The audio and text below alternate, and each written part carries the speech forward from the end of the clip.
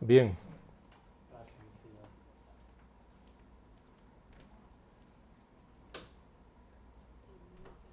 Vamos a buscar en nuestra Biblia, amado.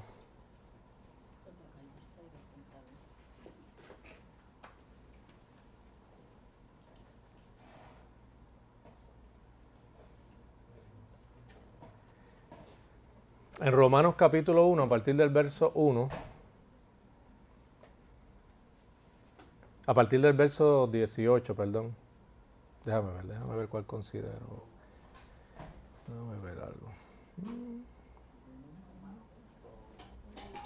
Sí, del 18 al 20.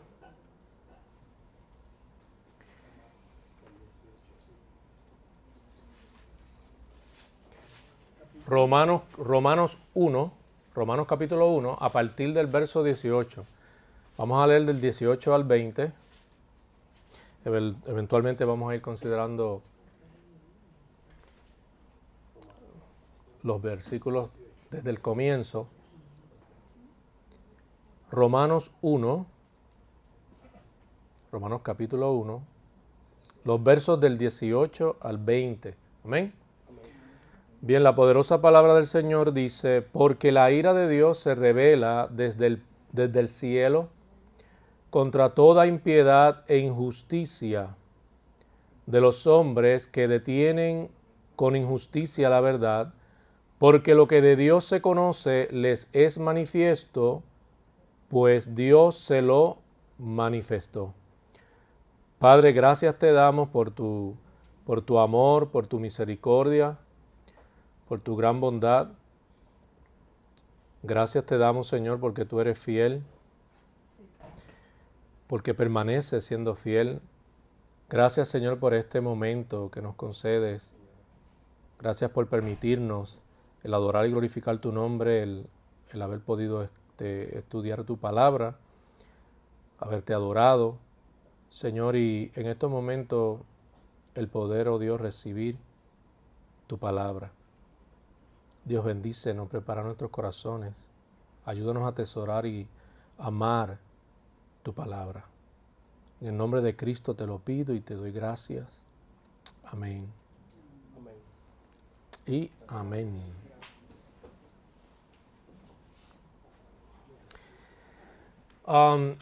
Romanos es una carta, una epístola bien importante, bien significativa para el cristianismo, sobre todo por su contenido evidentemente teológico, doctrinal.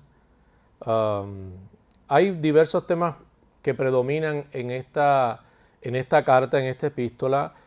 Para algunos, como los reformadores, el tema principal gira en torno a la justificación. Hay otros que entienden que el tema principal es la unión con Cristo, y para otros la salvación narrada en capítulos. Y lo sensato, obviamente lo sensato es reconocer que hay una diversidad de temas que son sumamente importantes y que todos deben, ¿verdad?, ser objeto de estudio serio, de análisis serio, porque son todos estos temas sumamente importantes para la fe cristiana, sobre todo al proveernos de tanta riqueza, ¿verdad?, que abona a esa comprensión doctrinal, en este caso en particular.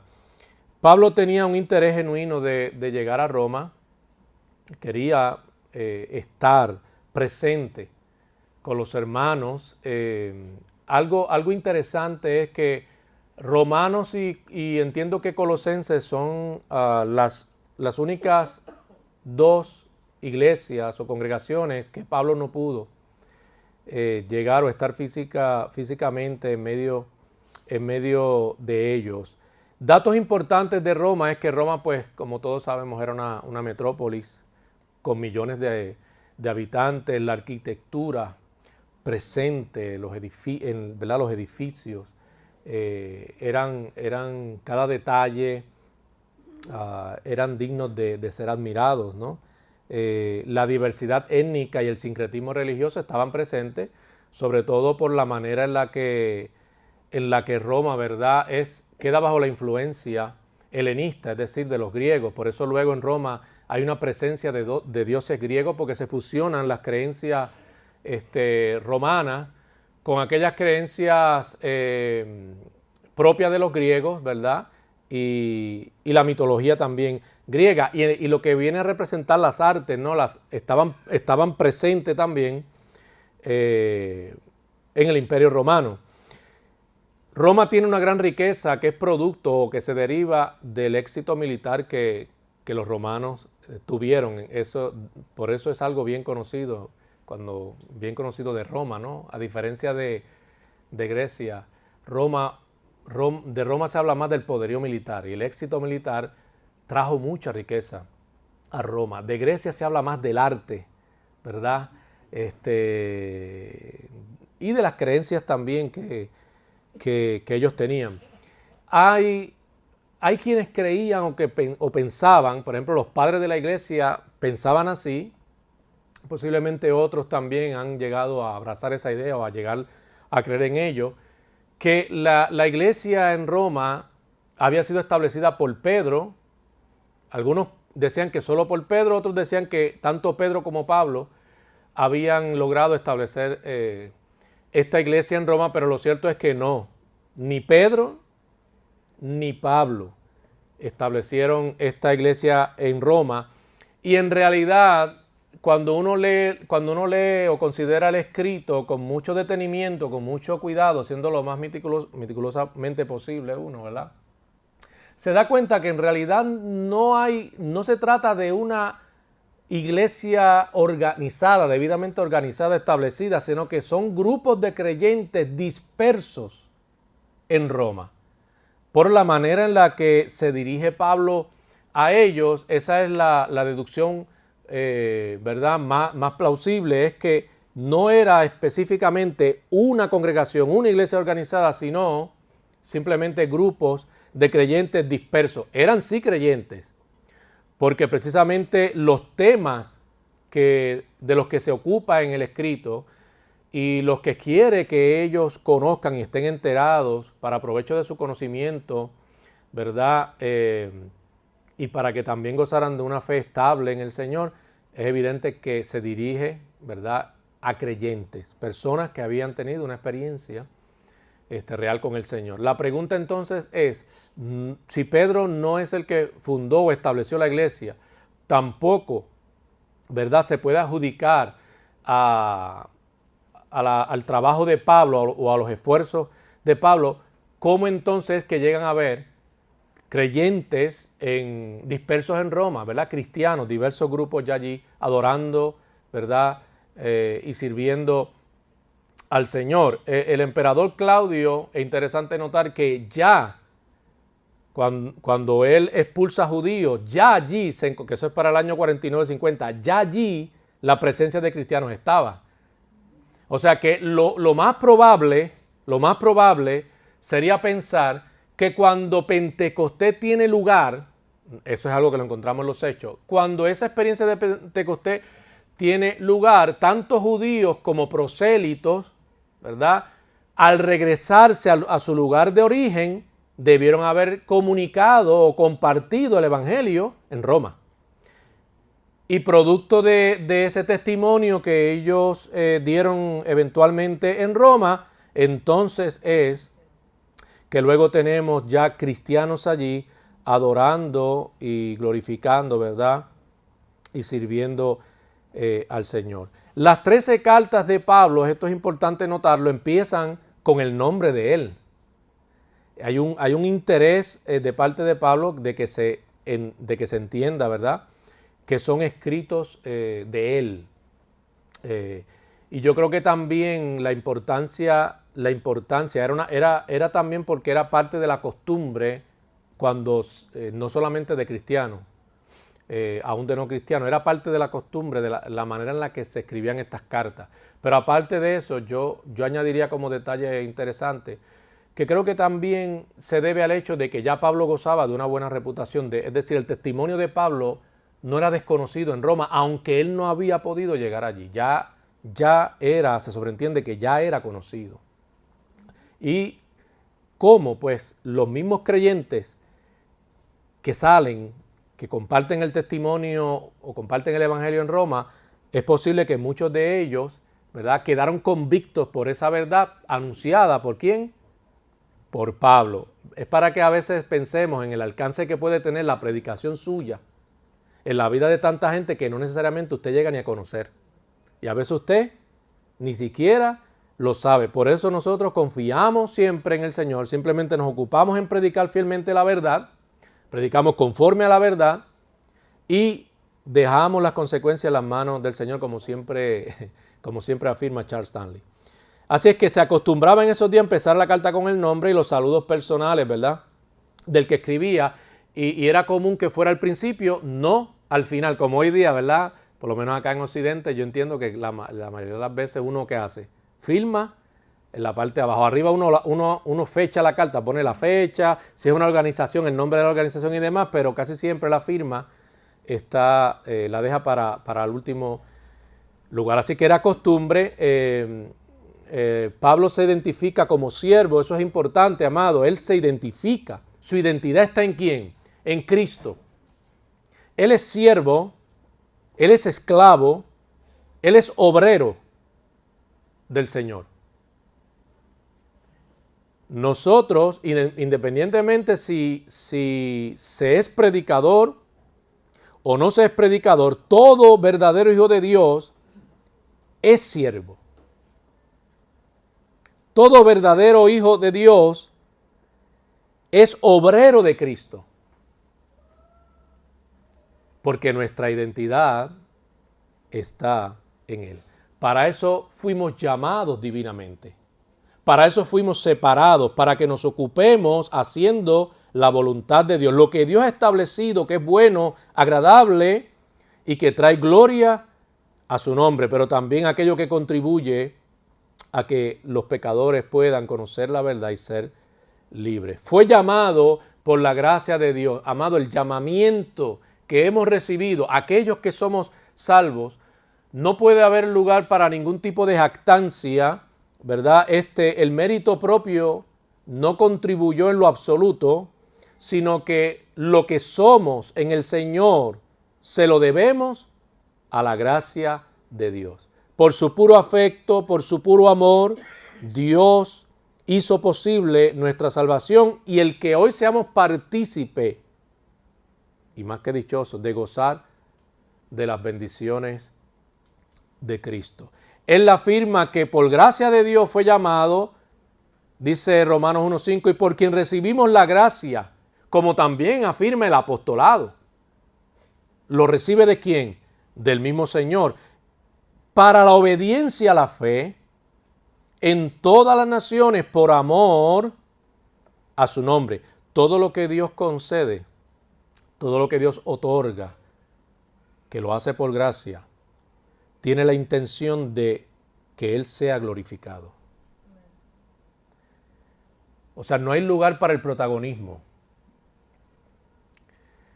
El único grande, el único extraordinario, el único digno de ser exaltado, de ser reconocido, de ser venerado, es Jesús.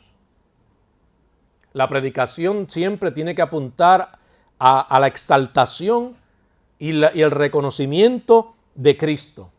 Se trata de lo que Cristo ha hecho, de lo que Cristo ha comunicado, de lo que Él ha afirmado que es la verdad. ¿Ves? No tiene que ver con el hombre. Nosotros solo somos instrumentos quienes Dios separó, apartó del mundo para vivir una vida piadosa, una vida santa que refleje su propio carácter a fin de que los demás sean salvos. Él afirma que su ministerio es el evangelio. Y aquí debe uno hacer una pausa, un paréntesis para al menos dar algunas explicaciones de lo que significa realmente el evangelio, porque parece que hoy día hay mucha confusión. Y aún entre los mismos creyentes no se entiende con claridad lo que el evangelio es.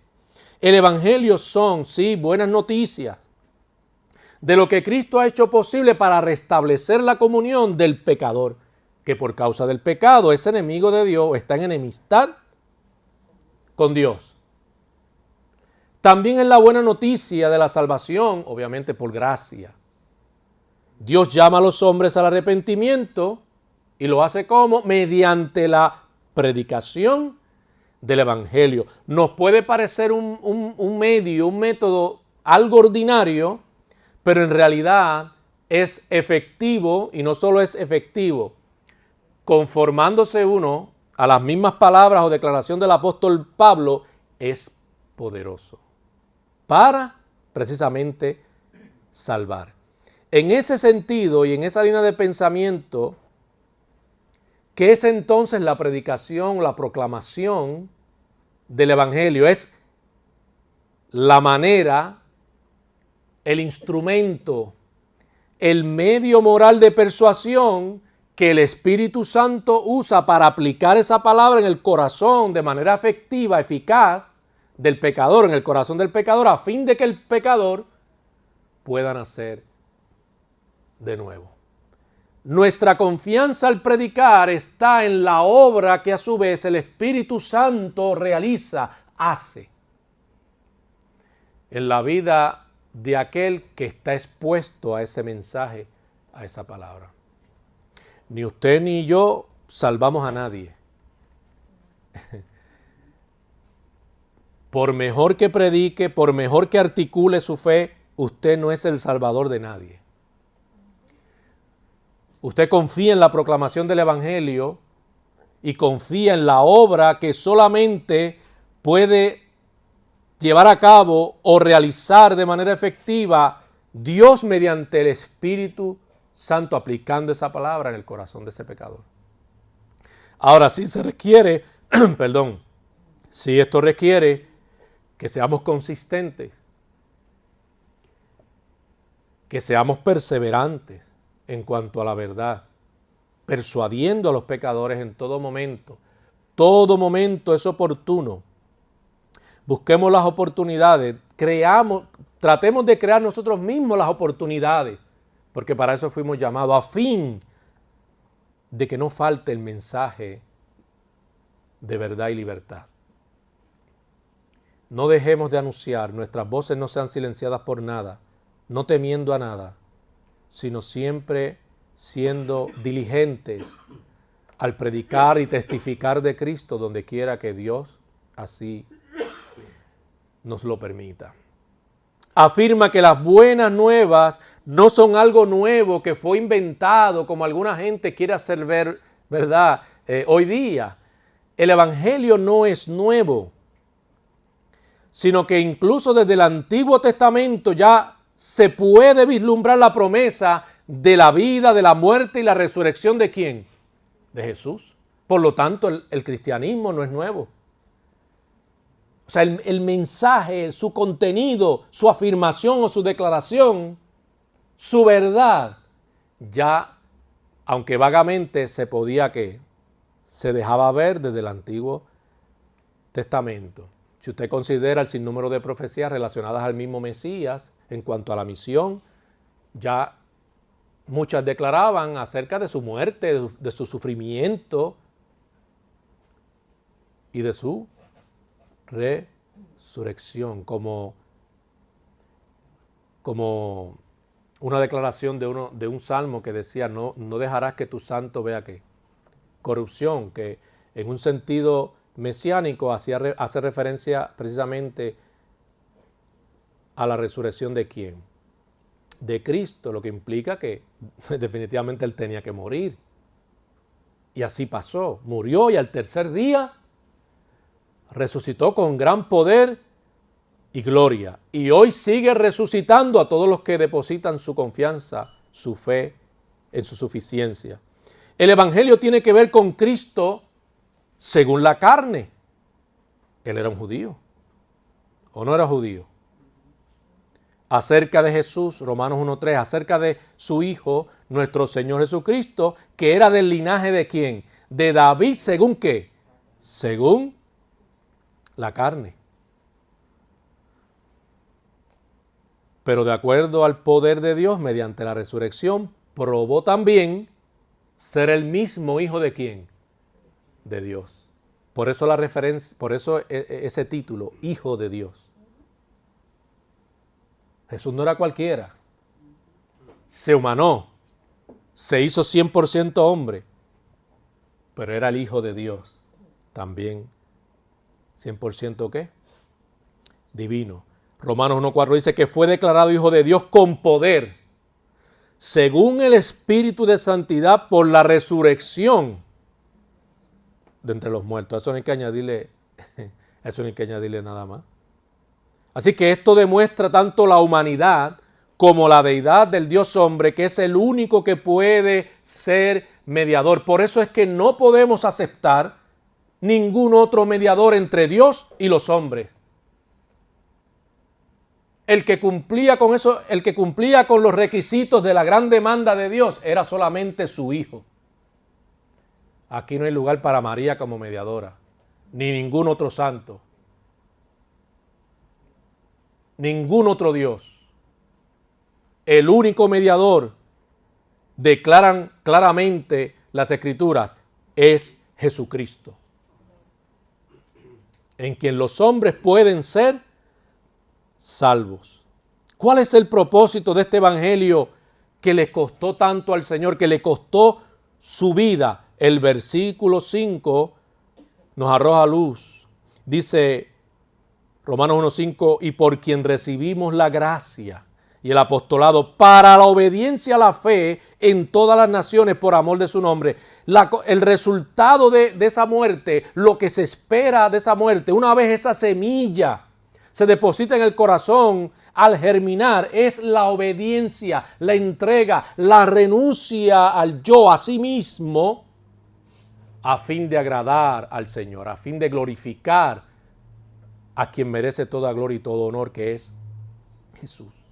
La obediencia es una de las características más importantes en la vida de aquel que afirma ser creyente.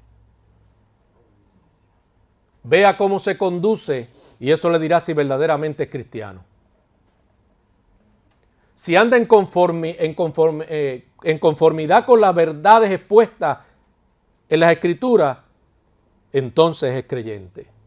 Si vive sujeto a esas verdades por el poder que ahora obra en su vida, es de Cristo. Pero si sus hechos y acciones demuestran todo lo contrario, no es, nunca fue del Señor. El poder de la gracia transforma. Y ese influjo de la gracia no se corta. Esto no se trata de yo tuve una experiencia con el Señor y afirmo, yo hice una declaración abiertamente, públicamente, de fe, soy cristiano.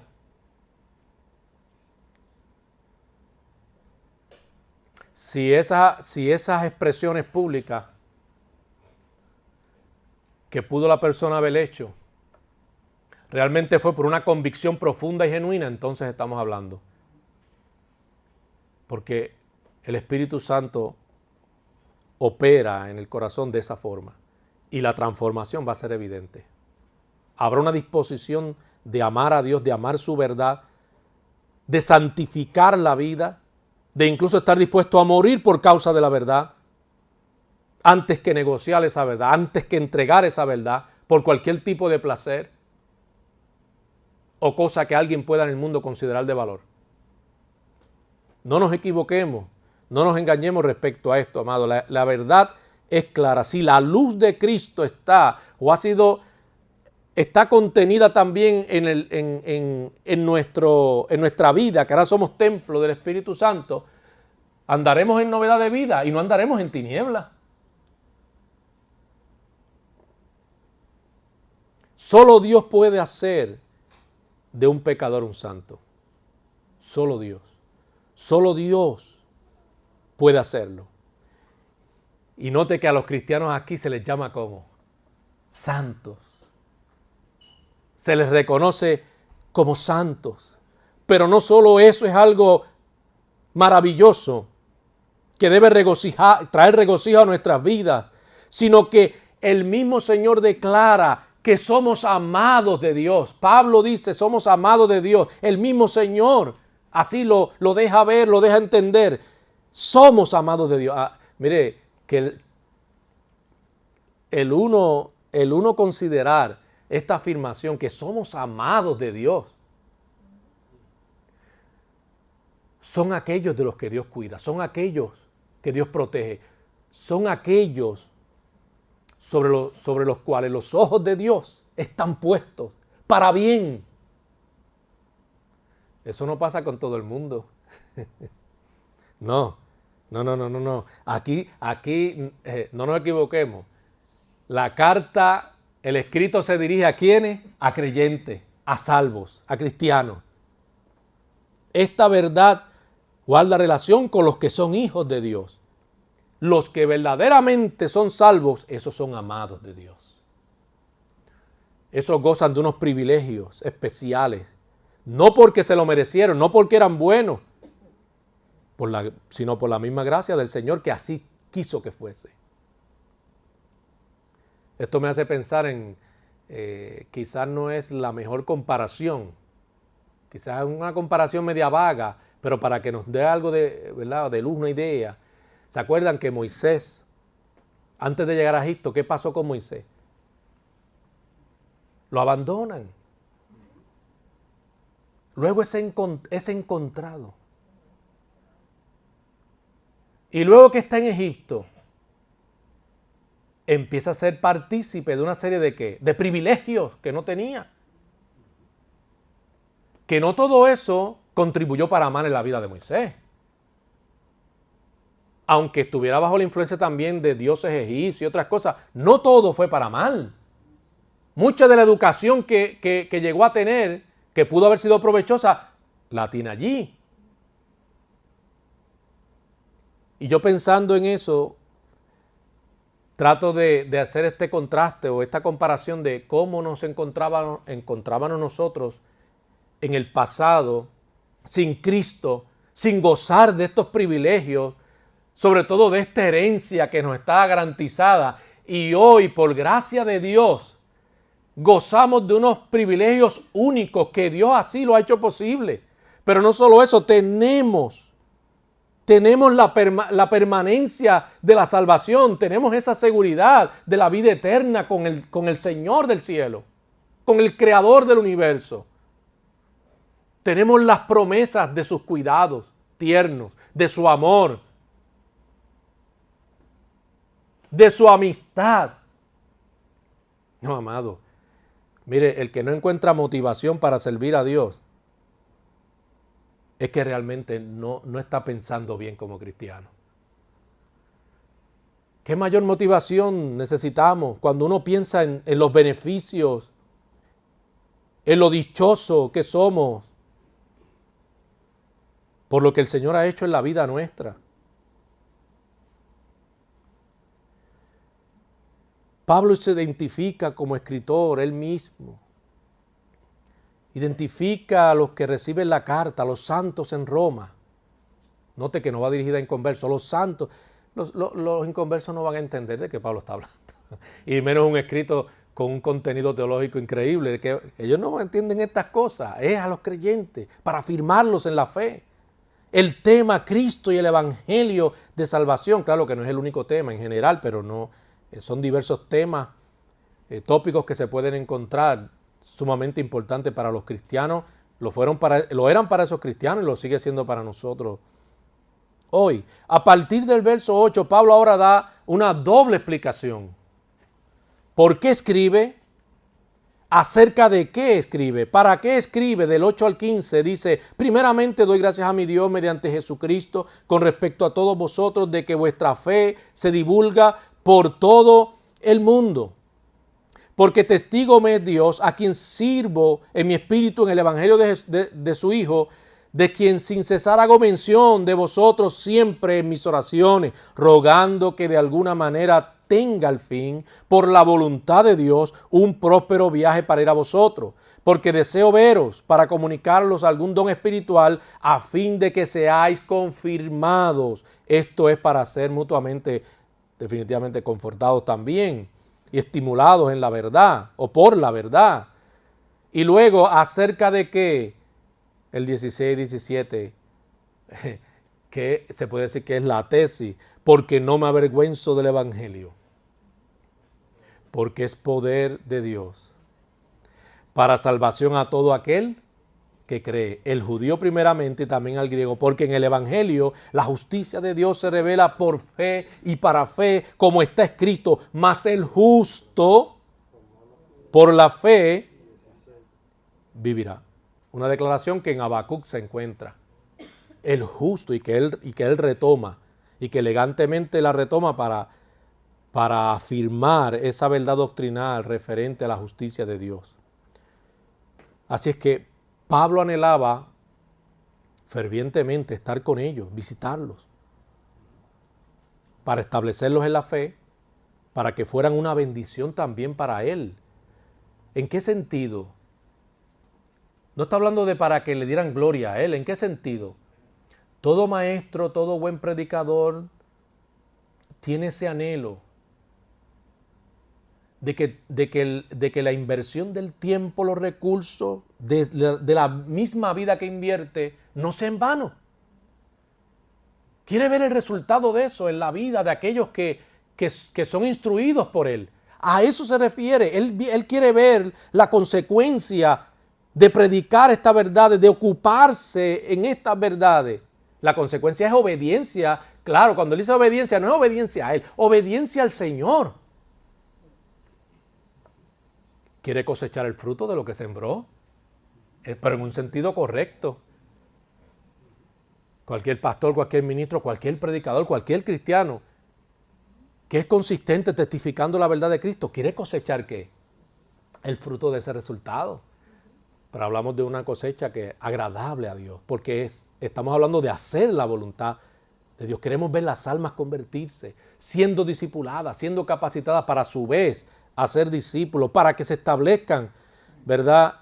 Nuevas congregaciones en los lugares donde hay necesidad de la presencia de ellos, de los cristianos, para seguir llevando el mensaje. Para que fueran de bendición para él y para tener entre ellos algún que, pues, como les decía, el fruto, ganar a otros gentiles principalmente, porque sabemos que esta era su parte de la prioridad. Romanos 1:13, pero no quiero, hermanos, que ignoréis que muchas veces me he propuesto ir a vosotros, pero habla de que había sido estorbado. Algunos creen que Satanás le había estorbado, pero también es sensato considerar que cuando él se había propuesto ir allá, de momento se vio impedido por mucho del trabajo que estaba haciendo para el Señor, que estaba rindiendo fruto. Y al rendir fruto, le ocupaban más por mayor tiempo. Pero bendito sea cuando uno no puede cumplir, desea estar en un lugar, bendito sea si no es por vagancia, ¿verdad? Negligencia, sino porque la obra que Dios está haciendo en el lugar donde estás es tan magnífica que te obliga a estar más tiempo allí. Mira, amado, eso es lo que uno en Cristo desea, que sigan siendo las personas que salvas. Nótese las fuerzas motivadoras en la vida de Pablo. Es interesante lo que motivaba la vida de Pablo. No era tener muchos recursos económicos para entonces entender que podía hacer algo. No. No era estar libre de problemas, exento de problemas, para entonces sentir que tenía la libertad para poder hacer algo. No, su vida estaba bajo una constante amenaza por ser cristiano, como pasa hoy día. Sino, miren lo que él afirma, porque soy deudor. Miren qué diferente. Soy deudor. Cuando nos sentimos que estamos en deuda, porque lo que Cristo ha hecho no hay forma de pagarlo, ni Él espera que se pague, que no se puede. Pero ha sido tan grande lo que el Señor ha hecho, que entregó su vida para que yo viviera, para resucitarme de la muerte, de mi condición, y para librarme de la ira misma de Dios. Y adicional a eso dice, soy deudor, estoy tan agradecido, pronto estoy, no me avergüenzo. Pronto para hacer la voluntad de Dios. ¿Qué hay que hacer? ¿Dónde hay que hacerlo? Eso es lo que deseo hacer. Y no me avergüenzo. Necesitamos hoy en día, amado, emular la vida, la disposición, la entrega del apóstol Pablo. Sin avergonzarnos, predicar la verdad y ser insistentes al predicar esta verdad. En los versículos del 16 al 17 tenemos el tema de la carta, el Evangelio de Cristo. Revela la justicia de ¿quién? La justicia de Dios, una justicia basada en la fe, como les decía, y no en los méritos humanos, no en las obras, y que está disponible, accesible a todo pecador, no solamente a los judíos, en este contexto también a los gentiles. Pero esto no es un asunto de solo judíos y gentiles. Lo que quiero que entienda es que cobra una relevancia que universal. Veamos el carácter universal del escrito. Los judíos tenían necesidad de Dios y los gentiles, dentro de los cuales podemos que nosotros sumarnos. En realidad todo el mundo había desobedecido al Señor. Todos, dice la Escritura, están destituidos de la gloria de Dios. Todos. Todos tienen la necesidad de un Salvador, y ese Salvador ¿es quién? Es Jesucristo. Pablo por eso toma de la cita de Habacuc 2:4 y dice: el justo por su fe vivirá. Sobre la justicia de Dios es importante que se pueda decir lo siguiente o afirmar lo siguiente: la justicia de Dios revelada en el Evangelio. Esta revelación de la justicia de Dios viene a aquellos con fe. El justo, esto es, los justificados, son justificados por la fe, por tanto, vivirá. No está hablando de la justicia de Dios que condena al pecador, no es en un sentido punitivo, sino que más bien aquí habla acerca de la justificación. La palabra griega justicia significa yo justifico. Es cuando el Señor te declara, siendo culpable, te declara inocente, te libra de todos los cargos de culpabilidad que te condenan. Y esto, repetimos, no en base a méritos algunos. La justificación no es porque tú te lo mereces, porque tú eres lo suficientemente bueno. No. No por obras para que nadie se gloríe, sino que es la justicia de Cristo imputada a la vida de ese pecador que está en deuda con Dios. La justificación no significa que Dios nos hace justos, sino que nos declara justificados. O sea que ahora cuando hemos sido justificados, Dios nos ve como justos y como santos. Porque ve a quién, a Cristo. La fe, que es la confianza en Dios, es la base para quienes son declarados justos. Por fe y para fe significa que es solo por fe.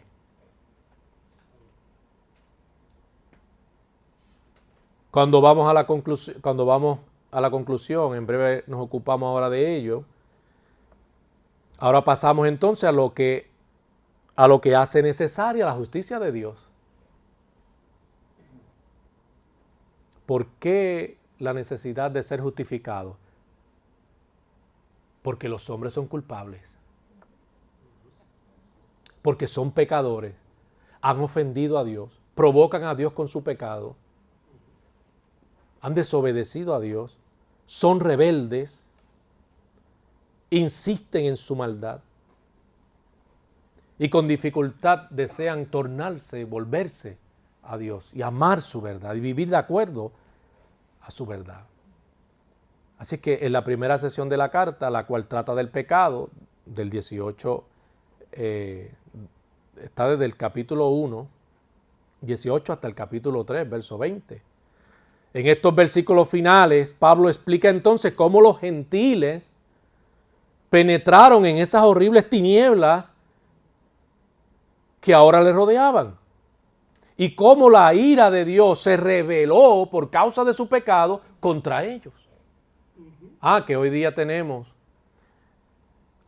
el concepto, ¿verdad?, que desaprueba la ira de Dios, tal y como es expuesta en la palabra. No, si Dios existe, es un Dios amoroso que no condena. Es más, eso del infierno es un mito, es un invento. No existe el infierno. Dios es un Dios amoroso. La cualidad distintiva de Dios es el amor, y es cierto. La cualidad distintiva de Dios es el amor. Pero no dejemos de destacar que también es justo y es santo. No me quiera meter las cabras en el corral como dicen, ¿verdad? Es amoroso, es amor, pero eso es justo y es santo y demanda santidad. Cuando se habla de la ira de Dios es revelada desde el cielo en contra de la raza humana porque ella merece la ira de Dios. No se trata que nadie ha ofendido y no ha hecho nada contra Dios, no. Han pecado, hemos pecado, la humanidad ha pecado contra Dios. Lo que provoca la ira de Dios. Los pecadores, claro, van a objetar la idea de la ira de Dios, pero es porque la están comparando con la ira de los hombres. Y no puedes razonar la ira de Dios pensando en la ira de los hombres, porque la ira de los hombres encuentra otras motivaciones que son ¿qué? Pecaminosas y egoístas. Pero en Dios no hay egoísmo. En Dios hay perfección. Cosa que en nosotros no hay. Casi siempre nuestra ira siempre estará motivada por el egoísmo y por la maldad que hay en nuestros corazones. La ira humana está motivada por ello. Cuando Pablo habló sobre de que el pecador es salvo, declaró que Dios lo salva de qué? Precisamente de su ira justa. Dura cosa, dice la Escritura. Mira, amado, dura cosa es caer en las manos de un Dios vivo. La gente cree que no tendrá que rendir cuenta a Dios. Puede dormir del lado que quiera dormir. El tiempo en el que va a despertar y se encontrará delante de Dios va a llegar. El hecho de que la persona no crea, reniegue de Dios, eso no cambia la verdad. Eso no altera para nada la verdad. Eso no quita el hecho de que Dios sigue siendo soberano y que Dios hará conforme a qué. Conforme a su voluntad. Luego pasa y dice, Dios les había dado una revelación doble de sí mismo, les dio la conciencia, pero aparte le da la creación. Los hombres no tienen excusa, dice Pablo. O sea que el hombre no empezó siendo un ignorante y que gradualmente creció hasta ser inteligente, sino que empezó siendo brillante con la revelación del poder y la sabiduría evidente y notable que Dios les dio. Pero aún así le dieron ¿qué? Es lo que declara Pablo, le dieron la espalda. Dios mismo reveló desde la creación su existencia, su verdad trascendente. De modo que incluso los que no han oído el Evangelio, Pablo afirma, no tienen excusa. No tienen excusa. Entonces, lejos de glorificar a Dios, ¿qué es lo que pasa luego a decir desde los versos 21 al 23? No le glorificaron como a Dios. Los pensamientos vanos y el razonamiento necio hizo que los hombres, como hoy todavía sigue aconteciendo, hace que los hombres se alejen de la verdad y prefieran la mentira.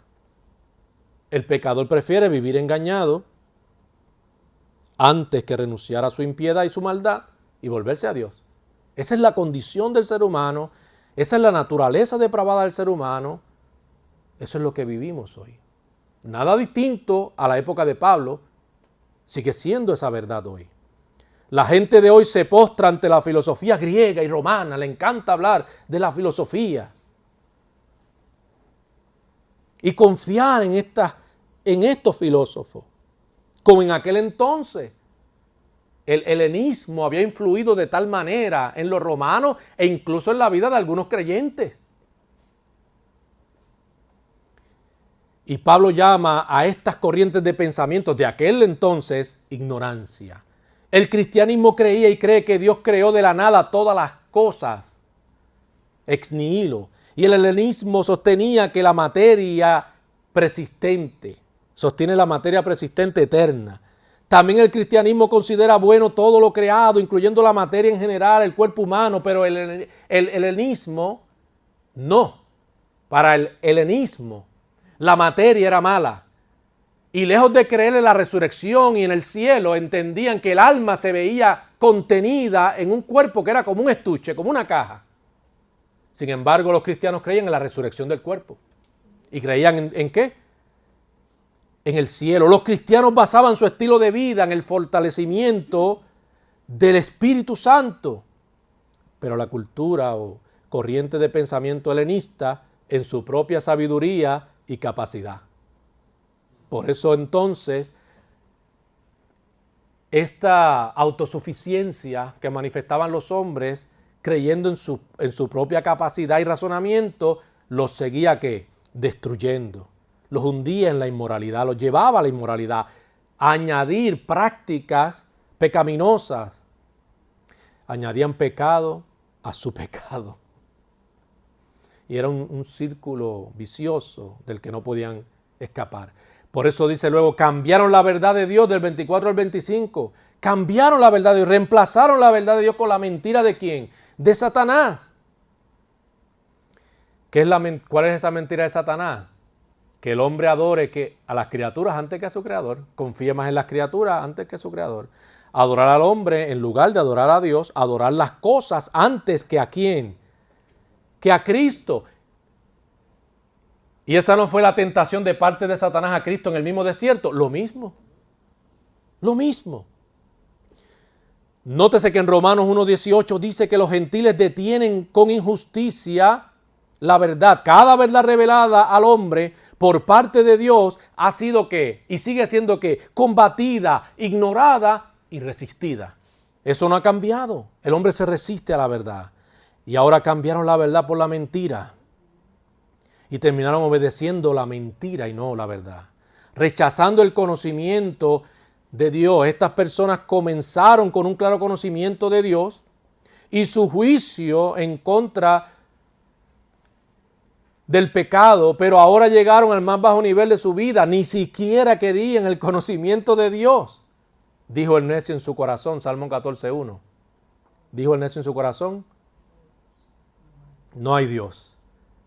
Él ha dado una revelación general en ambos, en la creación y dentro de la mente y corazón del hombre. No hay razón, Pablo dice, para que esto hubiese acontecido, mas sin embargo ellos prefirieron las tinieblas, prefirieron el pecado. Son trágicos los amados, es trágico, la consecuencia es trágica. Los evolucionistas, por ejemplo, insistiendo que los seres humanos han evolucionado desde formas primitivas, ignorantes y como bestias, a la criatura maravillosa que somos hoy. Pablo le dice lo contrario. Pablo dice precisamente lo opuesto. El hombre empezó con la más superior de las criaturas de Dios. Como la más superior. Pero él mismo se hizo bestia. y es fuerte, pero la misma escritura lo declara. Como los animales, entregándose a pasiones desordenadas, contrarias a la voluntad de Dios, hombres con hombres, mujeres con mujeres, y pretendiendo que eso se tome como algo natural, como algo aceptable, como algo, en el peor de los casos, aquellos que aún creen en Dios, pero creen que eso es correcto, que Dios los creó así. Y que ese fue el deseo y voluntad de Dios. Dios entonces los entregó ¿a qué? A la inmundicia e idolatría. Dios los entregó a pasiones vergonzosas. Dios los entregó a una mente reprobada. En otras palabras, Dios los abandonó. ¿Qué significa que Dios los abandonó? Los abandonó a su propia autodestrucción por causa de su pecado. O sea, no es Dios el que los está destruyendo. Su propio pecado o ignorancia los va a destruir. Dios los ha abandonado. Tú no quieres a Dios. Quedas abandonado a la propia autodestrucción del pecado que cometes o de los pecados que cometes, pero en los que te gozas y te regocijas. Ellos te destruyen. Eres esclavo de ellos. El pecado es tu Señor.